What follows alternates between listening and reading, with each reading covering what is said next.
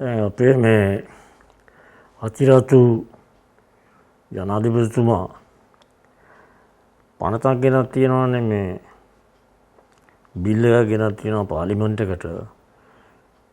ඔය ඉස්කෝලේ යන ළමයින්ට පන්ති වල ඉන්න ළමයින්ට අවුරුදු 18න් අඩු ළමයින්ට ළමයි කියලා කියන අවුරුදු 18න් අඩු කට්ටියටත් හදේලා බා කියන්නේ ඒගොල්ලන්ට ගුරුවරුන් විසින් පොඩ්ඩක්වත් හිතරේ දෙන්නවත් පොඩ්ඩක්වත් ඇඟරේ දෙන්නවත් දනුවම් කරන්න බෑ කියලා. දනුවම් කරොත් එම ගුරුවරයා හිරේ. සහ ලක්ෂ ගණන් වල දඩ තියෙනවා. එතකොට ළමයාට මේ වන්දි ගෙවන්න ඕනේ උසාවියේ කියන විදිහට ඔයගේ ජරමර ගොඩක් වෙනවා ඒ ගුරුවරයාට. හරි නැත්නම් ඒ බාරකරුට. දැන් එතන මෙන්න මේ ප්‍රශ්නයක් මට මතුවෙනවා. හරිද? ළමයා කිව්වොත් එහෙම ගුරුවරයාට එයාගේ අම්මත් මතක් කරලා අනේ අනුයි යන්න කියලා ගුරුවරයා හා පුතේ කියලා ඉන්න ඕනේ. ගුරුවරයා ළමයාට කිව්වොත් එහෙම ගානක් කන පුපුරන්න කියලා ගුරුවරයා හිරේ. ඔන්නෝම තත්ත්වයක් තමයි තියෙන්නේ. ඉතින් ඕක මේ මං හිතන්නේ අපේ අතිරතු අවධානය උතෙන්ට යොමු කරා නම් හොඳයි. මේ වගේ මේ මෝඩ පනත් 159 තියෙන හින්දා සම්මත කරන්න ඉස්සෙල්ලා. තේරෙනවා කියන්නේ? මේ පනතට මගේ අවධානය යොමු වුණේ අද උදේ. මගේ ජූනියර් කෙනෙක් එවලා තිබුණා මට WhatsApp එකේ වීඩියෝ ක්ලිප් එකක්. කාගේද දන්නවද? ප්‍රමිත් ගණයාරච්චි channel එකේ ක්ලිප් එකක්. හොඳේ. මම ආන් හිටියා මේ මාත්‍යා කියන දේවල්. එතුමා කියන දේවල් හුඟක් දුරට හරි.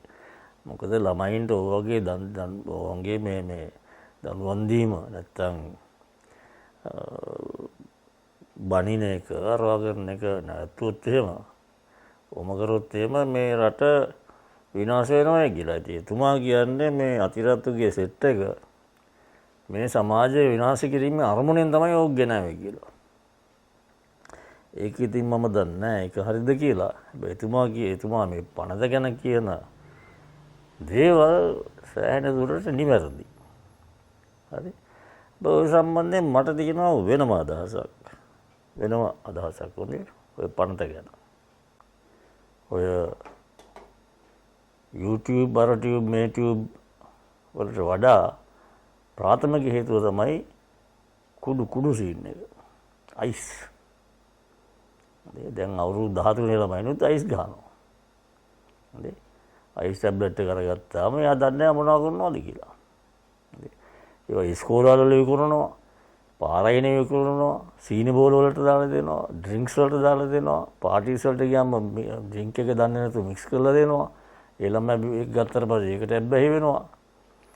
එතකොට ඒගොල්ලන් දන්නේ නැහැ මොනවා කරනවද කියලා. එතකොට ඒක එකක්. ඔය කුඩු ජාවාරමෙන් තමයි වැඩියෙන්ම ඔය තත්ත්වය ඇති වෙලා තියෙන්නේ දැන්. මොකද ළමයි දන්නේ නැහැ මොනවද ඒගොල්ලන් කරන්නේ කියලා ගැහුවට පස්සේ. ඉතින් ඔය අශෝභන සිද්ධි කියන දේවල් ඔය අපචාර කාමරවලට ගිහලා පැයක් කුලියට අරන් ඉන්න දේවල් ඔක්කොම ටික දැන් වෙනවා අවුරුදු 16 ළමයින්ගේ 16 පල්ලෙහාට වෙනවා. තේරුණාද? ඉතින් පැය කාමරේ තියෙනවනේ පැය කාමරේ රින්ගලා ඉතින් එළියට එනවා. ඒක අවුරුදු 16 15 16 18 ඔක්කොම වෙනවා. ඒ ඔක්කොම වෙන්නේ ඔය අයිස් කතන්දරින්ද. ඒකනේ මේ කාමරස මිනිමරන්නේ. නේ. ඒගොල්ලෝ මොනාරි කරලා ඊට පස්සේ ඒ ගෑනු ළමයාත් මරලා දාලා එළියට එනවා. ඒ වගේ සීන් එකක් තමයි තියෙන්නේ. ඒක නිසා මම කියන්නේ මෙච්චරයි. මේ කුඩු සීන් එක නවත්තනකම් මේ කරන වැඩේ කිසිම තේරුමක් නැහැ. අපේ પરම්පරාව, දරු પરම්පරාව, තරුණ પરම්පරාව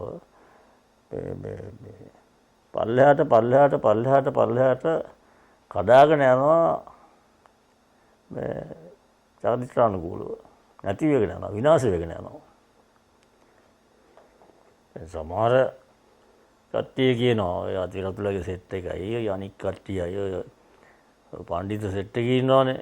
ගලන් කියනවා මේ ළමයි හදන්න ළමයි හරියට හදන්න නම් හොඳ චරිතය ගොඩනගන්න නම් යම් දහම් පාසල් අරින්න ඕනේ, ඉරිදා පන්ති වලට යන්න ඕනේ, පල්ලියට අරින්න ඕනේ, අර මෙවුවා කරන්න ඕනේ කියලා ආගම උගන්වන්න ඕනේ. ඔය කුඩු සීන් එක නවත්තන්න මොකද කරන්න ඕනේ? දැන් අවුරුදු 5ක් ආය තිස්සේ කියන අවුරුදු 10 තිස්සේ කියනවා. හරිද? ඔය කුඩුකාරයන් කුඩු අහුවෙන කට්ටිය පොඩි පොඩි ඒගොල්ලෝ නෙමෙයි ජාවාරම් කරන කට්ටිය. ඔය ග්‍රෑම් දෙකක් අහුවෙලා මේ බැවිච්ච කට්ටිය නෙමෙයි. දැන් හම්බ වෙන්නේ කිලෝ 700 800නේ. ඒ ජාවාරම් වලට ඉන්න කට්ටිය. හරිද? ඒගොල්ලන්ග මේ මරණය දඬුවම දෙන්න ඕනේ. දඬුවම ඉර ක්‍රියාත්මක කරන්න ඕනේ. දැඩි නීති අතිරතුර දැඩි නීති පනවන්න කිසිම අවශ්‍යතාවයක් නැහැ. දැඩි නීති තියෙනවා. දැඩි නීති තියෙනවා. මේ වගේ දේවල් වලට වරද කරුණොත් මරණ දඬුවම දෙන්න පුළුවන්. ඉතින් මරණ දඬුවම දුන්නාට කී දෙනෙකුට දුන්නාද? හැබැයි ඒක ක්‍රියාත්මක කරන්නනේ අතිරතු කරෙත් නැහැ. ඊට ඉස්සරහට ප්‍රතිටි කරෙත් නැහැ. ඊට ඉස්සරහට වරතු කරෙත් නැහැ. හරි. ඔක්කොම ටික පෑන හපාපි හිටියා. අර අසංක්‍රමණ ඉවරයිනේ. හරිද? අතිරතු මොකද්ද එක්සත් ජාතීන්ගේ සම්මේලනයේද කිව්වේ? අපි කැමති නෑ අපි සූදානම් නෑ මරණීය දඬුවම ක්‍රියාත්මක කරන්න. ඇයි? අපි මේ මිනිහෙක්ගේ තැනැත්තෙක්ගේ ජීවිතය අවසන් කරන්න ජනාධිපතිවරයාගේ එක කුරුටු කෑමක් විතරද ඕනේ කියලා අහනවා. ඒකෙන් ජීවිතයක් අවසන් කරන්න පුළුවන්ද කියලා අහනවා. අතිරතු. ආන්න එක්සත් ජාතීන්ගේ සම්මේලනය. හරිද? මම ඒකට කියන්නේ කතන්දරේ ඒකට මම පිළිතුරක් දෙන්නද? යාගේ මේ අස්සනෙන් එක්කෙනෙක් මරණ දඬුවම ක්‍රියාත්මක කරා එක වගේද? හරි. එයාගේ අස්සන නැතුව අපේ මේ ළමයි පරම්පරාවේ ලක්ෂ ගණන් විනාශ වෙන එක. ඒ කල්පනා වෙන්නේ නැද්ද? ඒ ළමයින්ට අයිතිවාසිකමක් නැද්ද? ජීවත් වෙන්න හරි විදිහට ජීවත් වෙන්න අයිතිවාසිකමක් නැද්ද? මේ එක්කෙනෙක්ගේ මේ කුරුටු කෑම තමයි හිතේ අමාරුව. ඒගොල්ලන් කරන වැඩින්ද මේ ලක්ෂ ගණන් තමයි. නැත්තම් සම්පූර්ණ තරුණ පරම්පරාව විනාශ වෙන එක ගැන අතිරටට නැද්ද කල්පනාවක්? ඒ ගැන හිතන්නේ නැද්ද? ඇයි අතිරටට බැරි? ඔය දෙන්නෙක් තුන් දෙනෙක් අල්ලගෙන ගත්තට පස්සේ නඩුව ඉවර කරලා දාලා මරණ දඬුවම ලැබුණොත් එහෙම අත්සන් කරලා සුමාන දෙයක් ඇතුලේ එල්ලලා දාන ඉවරයිනේ. ඒක කරන්න ඒගොල්ලන් තමයි රැකගන්නේ. රැකගන්නේ පවතාලේ. රැකගන්නේ කුඩුකාරයෝ. කුඩු ජාවාරම් කරනවා රැකගන්නේ. අපේ ළමයිව රැකගන්නේ නැහැ නේ අතිරතු. අතිරතු රැකගත්තේ නැහැ. ඊට ඉස්සරහට සිරිසේන රැකගත්තේ නැහැ. වික්‍රමසිංහ රැකගත්තේ නැහැ. කවුරුවත් රැකගත්ත රාජපක්ෂ රැකගත්තේ නැහැ. ඔය කෙනෙක්වත්. ඒගොල්ලන් පෑන හපාප ධර්මශ සමාජයේ කී එහෙම කරන්න පුළුවන්ද? පාසල බන්දි ගෙවන්න වෙන ආත්මය අර ආත්මය කී හිටියා. මේ ආත්මය ආරක්ෂා කරන්න බෑ. ඒ ආත්මයට යන්න ඉස්සෙල්ලා. නේද?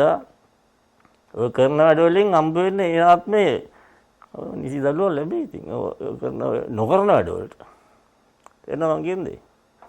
දැන් කුඩු නඩුවක අපි දැන් කිලෝග්‍රෑම් 600 දෝ හම්බුනායි කියනවනේ. හරි. ග්‍රෑම් 600 හම්බුණා. පොලිසියෙන් රේඩ් එකක් කරලා මත්ද්‍රව්‍ය කිලෝග්‍රෑම් 600ක් විතර හවුනොත් එහෙම ඔප්පු කරන්න පුළුවන් ඒක මෙයාගේ කියලා. මේ කුඩු ජාවාරම්කාරයාගේ කියලා. ඔය නඩුවට යන්නේ සුමාන 2යිනේ.